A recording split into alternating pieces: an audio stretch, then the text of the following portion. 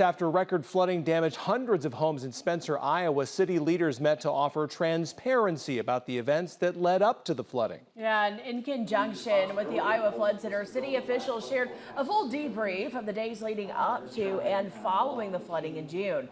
They shared what they learned and how they hope to prepare for future flooding.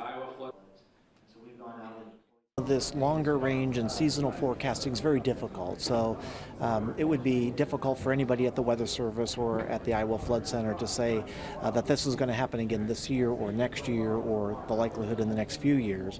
But the reality with our changing rainfall patterns, with the intensification of rain, we should expect this to happen again. With the change for flooding and future dates, many in tonight's meeting in Spencer talked about preparations by the city and individuals. We have to get our warning system down better in terms of what's happening upstream, but we've also got to work on alerting the public in a better manner too. And I think some of those things were brought out tonight in terms of how that might be accomplished. The city of Spencer is still working on an app that can be utilized as an alert system in emergency situations. Development of that app is still in the early stages.